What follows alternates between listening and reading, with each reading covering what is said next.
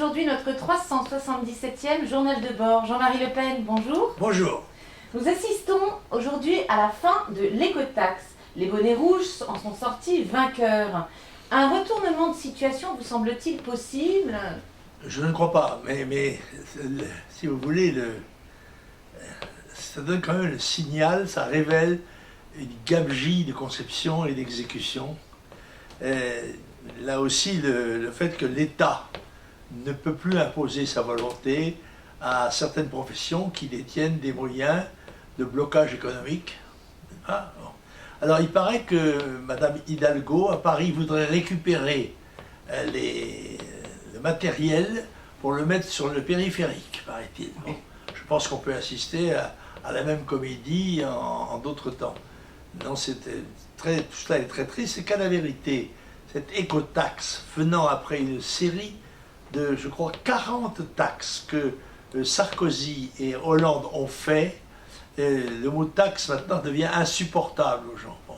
Et l'écotaxe a fait rejeter un projet qui peut-être gagné à être plus justifié, plus explicité qu'il ne l'a été. Et alors, les allocations familiales seront supprimées aux familles dont le revenu dépasserait un certain plafond au profit des plus défavorisés. Que pensez-vous de ce projet de réforme et le trouvez-vous très juste? C'est-à-dire que c'est une confusion entre familial et social. Il y a des raisons sérieuses d'aider les familles qui sont en difficulté financière ou à rétablir un certain équilibre à l'égard de la famille, des enfants. Mais l'allocation familiale, elle, je dirais, est un principe. Par conséquent, elle ne souffre pas d'exception.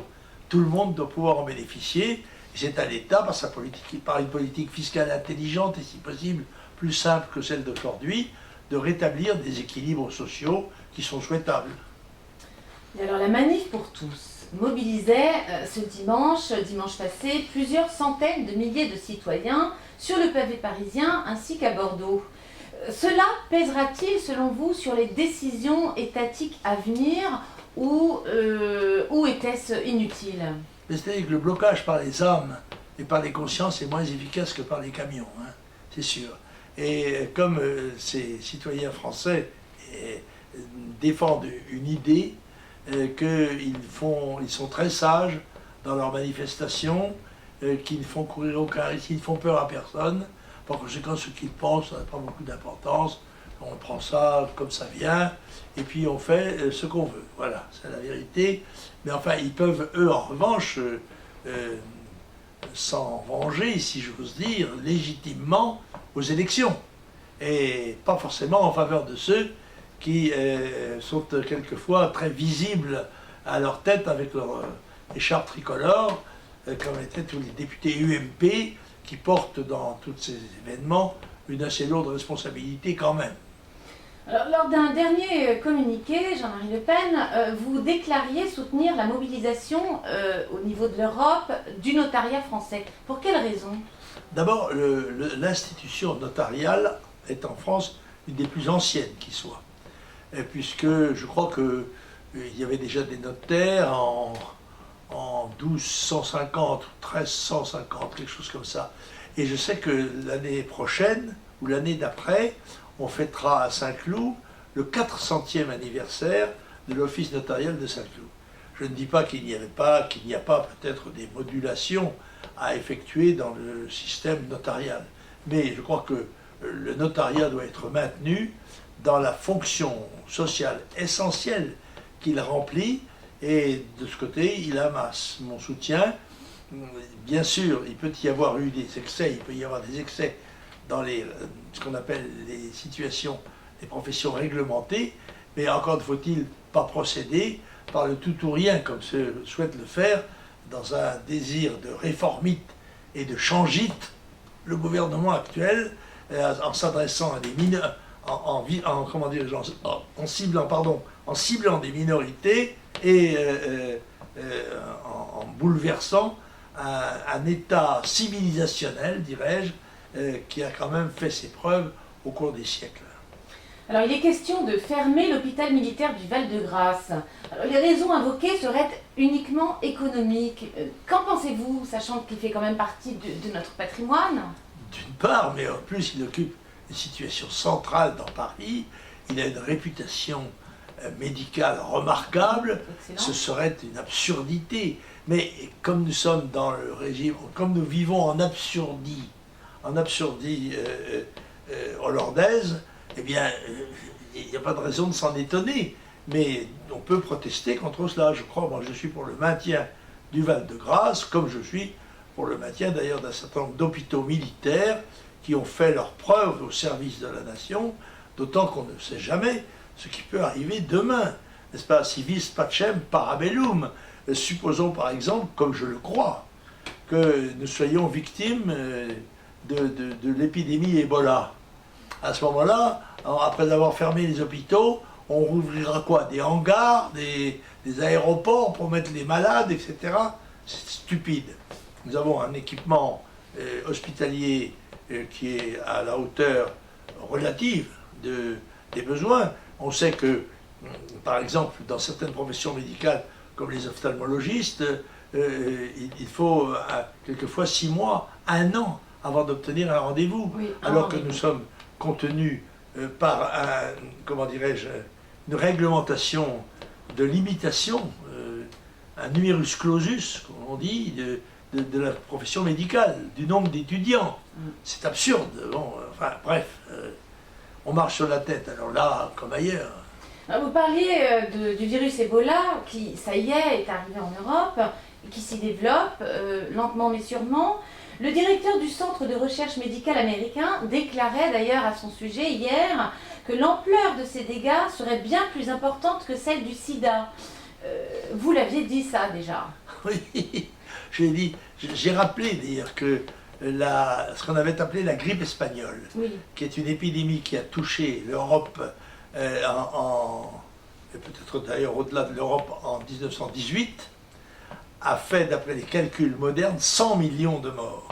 C'est-à-dire 5 fois plus ou 6 fois plus que la Première Guerre mondiale, qui avait duré 4 ans et demi. Une épidémie de ce genre, de par la prolifération des populations, je vous le rappelle, passé de 1 à 7 milliards d'habitants en l'espace d'un siècle et demi, eh bien, une épidémie peut avoir des conséquences. C'est ce que je disais un jour, d'ailleurs dans une conversation privée, qui avait été frauduleusement captée par une télévision, une radio, avec une perche qui faisait 5 mètres de long et qui avait été derrière mon dos, mise au-dessus de nos têtes, n'est-ce pas? J'avais fait une réflexion comme ça sur Ebola, en disant que le problème démographique mondial, la catastrophe démographique mondiale, pouvait être peut-être endiguée, réglée par des épidémies, des guerres nucléaires ou des choses comme ça. Donc, et j'avais cité Ebola. J'ai été le premier à citer Ebola. C'est un métier très dangereux d'être ouvreur de piste. Vous savez, c'est là qu'on prend l'éclaireur de pointe. Moi, je suis un éclaireur de pointe, et alors c'est là qu'on prend les plus grands risques. Voilà. Maintenant, les gens se disent, mais après tout, c'est Le Pen qui en avait parlé d'Ebola. Bon, les gens essayent de nous masquer. Oui. Quand la ministre de la Santé vient déclarer tout uniment à la télévision que tout est prêt en France, il ne manque pas un bouton de guêtre, Ebola peut venir, on va s'en charger. Ben non. Il est évident qu'une épidémie de ce style est pratiquement impossible à contrôler. Je prends un exemple précis. Il va y avoir à la Mecque 1,5 million de pèlerins qui viennent de toutes les parties du monde et qui évidemment ont l'occasion de rencontrer très probablement des gens venus d'Afrique qui sont déjà des malades. Contaminés, oui. Ce que j'appellerais des porteurs malsains, bon, et qui n'ont pas encore peut-être les stigmates de la maladie, mais qui sont déjà porteurs en quelque sorte du virus. Alors il y a beaucoup d'inquiétudes à se faire, ce qu'il faut informer les gens, non pas les rassurer, non pas leur faire peur, mais les informer. Dire, voilà, il s'agit de fièvres hémorragiques. Par conséquent, si vous avez des fortes poussées de fièvre, immédiatement, vous devez penser que ça peut être Ebola, et à tous les cas, consulter tout de suite. Parce que c'est comme beaucoup d'affection, quand elles sont prises au début, Non. il est plus facile de les guérir. Voilà. Mais nous devons nous attendre à ce genre de phénomène, celui-là ou d'autres d'ailleurs. C'est le rôle de l'État, précisément, que de prendre ce genre de précautions. Alors on peut aller aussi dans l'excès dans ce domaine-là. Souvenez-vous, Madame Bachelot, qui a fait dépenser 1 milliard d'euros inutilement avec des vaccins qui n'ont servi à rien.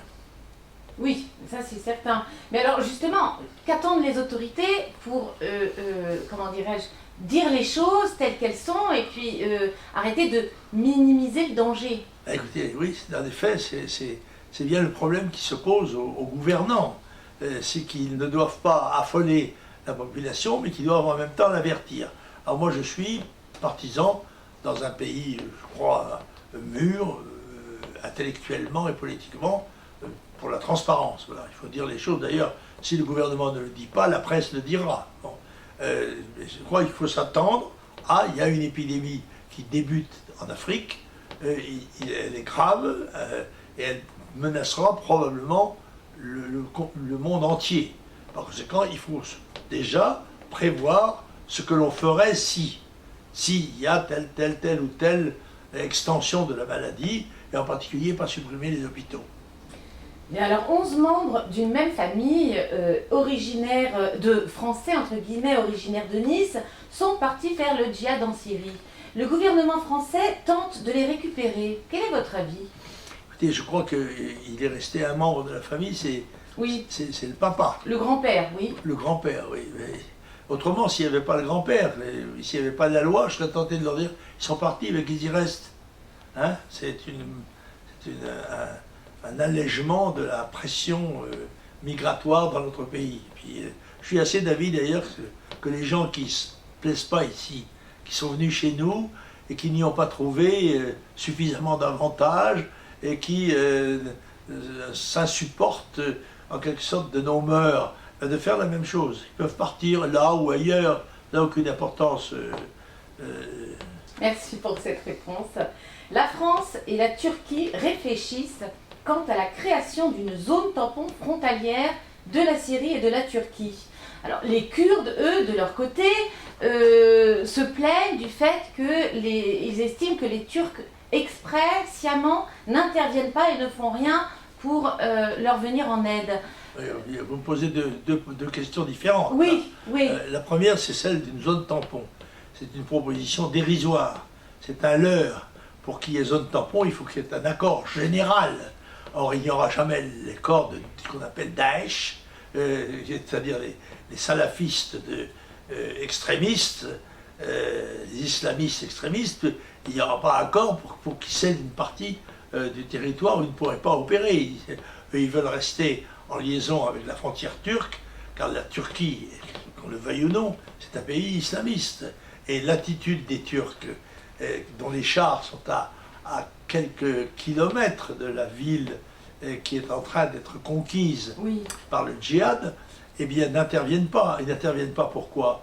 C'est parce qu'ils pensent que les Peshmerga kurdes sont plus dangereux pour la Turquie que ne le sont les salafistes.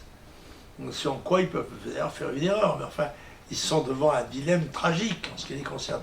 Parce qu'il est évident qu'ils craignent que l'instauration, aidée par la communauté internationale, d'une entité kurde, d'un État kurde au nord de l'Irak, rejoignant les Kurdes de Turquie et subissant même parallèlement l'influence du PKK, communiste, n'est-ce pas, qui mène contre l'État turc une guerre révolutionnaire, déjà à base d'attentats, de voitures piégées, etc. etc. Et il est certain qu'il y a une chose que ne peut pas faire la Turquie, c'est avoir un pied dans chaque camp. Or, actuellement, la Turquie s'est affirmée membre de la coalition. Eh bien, le membre de la coalition doit intervenir dans le sens de la politique de la coalition. Or, la Turquie ne le fait pas. Et sa neutralité dans cette affaire est une prise de position, comment dirais-je, effective en faveur des salafistes. Quelle impression avez-vous de l'évolution, tant en Irak qu'en Syrie, de ce qui se passe en ce moment? Y voyez-vous une issue quelque part? Ou avez-vous l'impression qu'on patine? Écoutez, Il est certain que l'aviation, sans doute, si performante soit-elle, je ne sais pas, je crois que pour l'instant, il n'y a guère que... il y a beaucoup de coalisés, mais beaucoup de coalisés verbaux. Il y en a même qui sont, on peut dire, des traîtres potentiels. Puisque quand l'Arabie Saoudite ou quand le Qatar déclarent qu'ils font partie de la coalition anti-salafiste ou anti-islamiste, révolutionnaire, eh bien, alors que c'est eux qui les ont financés, ou qui continuent peut-être de le faire.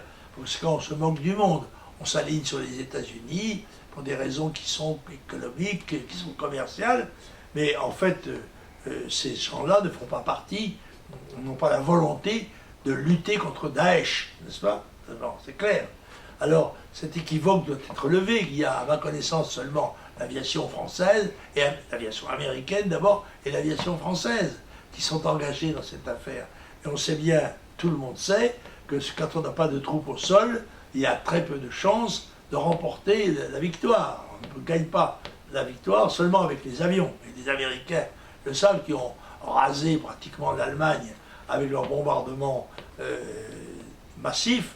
Eh bien, il a fallu envoyer quand même les GI, les faire débarquer pour arriver à leur victoire. Oui, parce que les chrétiens irakiens qui sont restés sur place, donc justement pour essayer de tenter de défendre et de ne pas totalement abandonner leur ville chrétienne, de Mossoul notamment et un peu plus au sud de Mossoul, eux se plaignent de ce que, à leur sens, les Kurdes, qui étaient censés les protéger, n'agissent pas du tout, n'ont pas le sens de solidarité, et que ce sont en réalité deux peuples parallèles qui tentent de se défendre un peu chacun pour sa pomme. Bien sûr, bien sûr, bien sûr, bien sûr.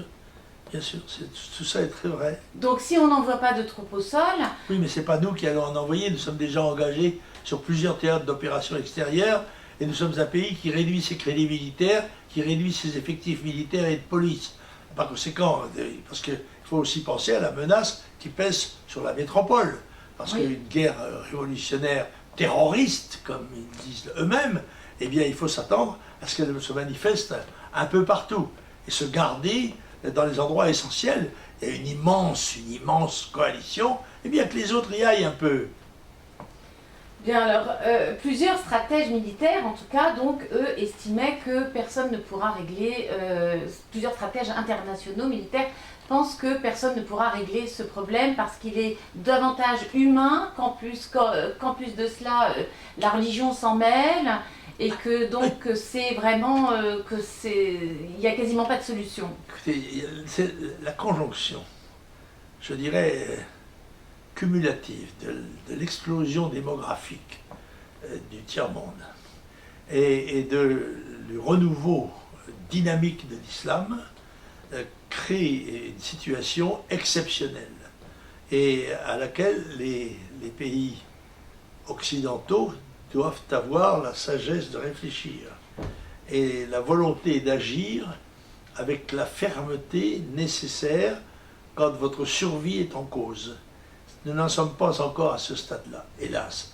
Eh bien, écoutez, les Américains auront peut-être la possibilité, avec leur puissant budget militaire, d'envoyer les GI au secours d'un Irak qu'ils ont contribué à ruiner, comme nous avons, nous, contribué à mettre le chaos en Libye, ce qui nous met mal à l'aise dans la mission de donneur de leçons et de redresseur de tort. C'est certain. Avez-vous, donc vous avez des lectures en ce moment, et concernant notre dernier prix Nobel de littérature, le lirez-vous? J'ai déjà lu un certain nombre de livres de Modiano. J'ai lu la rue des boutiques obscures, j'ai lu La place de l'étoile, j'ai lu des choses comme ça. Il écrit très bien, Modiano. Il y a une chose qui m'étonne un peu, c'est que Modiano est nommé prix Nobel au titre de son sens de la mémoire. Mais Modiano est né en 1945. Et pratiquement la plupart de ses romans ont pour cadre l'occupation et la Deuxième Guerre mondiale, qu'il n'a pas connue, dont il a entendu parler probablement, mais qu'il n'a pas connu lui-même. Vous me direz, c'est le privilège de l'imagination, c'est le privilège du romancier, c'est de pouvoir se mettre dans une situation tout à fait différente de celle qu'il connaît lui-même, c'est vrai. Mais cela dit, c'est le 15e prix Nobel de littérature, le prix Nobel qui n'est que le prix Nobel, vous savez, c'est quand même un prix qui est distribué par une assemblée de Norvégiens, comme les autres prix le sont par une assemblée de députés suédois. Ce n'est pas la Bible. Bon, enfin, c'est une indication qui honore la littérature française. C'est une des choses qui nous reste, la littérature, à condition que les Français apprennent à lire. Et sinon, autre lecture, le suicide français, si. par exemple, Alors, de écoutez, Zemmour. comment Le suicide français de Zemmour. Ah, c'est à lire, absolument. D'abord, Zemmour est un homme très courageux, très talentueux, et qui ne se laisse pas impressionner, ce qui est rarissime, et qui a écrit, il en a écrit un autre d'ailleurs, je crois qu'il faut le lire. Je vais le lire évidemment, peut-être va-t-il me l'envoyer, qui sait. Mais j'ai même du mal à lire les livres qu'on m'envoie, dédicacés. C'est vous dire que il y a beaucoup de livres qui sortent, je m'efforce de le faire, et pour l'instant je lis quelque chose de tout à fait étonnant, qui est une monographie des rois de Carnac. C'est une histoire de la noblesse bretonne, de la manière dont passaient les héritages de l'un à l'autre, le rôle joué d'accaparement par Nicolas Fouquet, qui essayait de s'emparer un peu de tout, et qui fut, vous le savez, en fait, le véritable roi de Belle-Île, qui était peut-être une des raisons, plus que le château de Vaux, qui l'ont fait contrer par Colbert d'abord et sévèrement punir par Louis XIV, puisque vous savez que le surintendant des finances est mort à Pignerol en prison, n'est-ce pas, après de nombreuses années de détention. Mais quand j'étais jeune député, dans mes discours, je rappelais que d'Enguerrand de Marigny à Semblançay, sur 13 ministres des Finances de la monarchie, 11 moururent pendus par décision de justice, un assassiné et l'autre banni. Mais j'ajoutais, et pourtant, le fauteuil n'eut jamais le temps de se refroidir. Il y a toujours eu un derrière pour s'asseoir dessus. Bon, sur ces belles paroles, je vous remercie infiniment, Jean-Marie Le Pen. Nous nous retrouvons la semaine prochaine. Merci.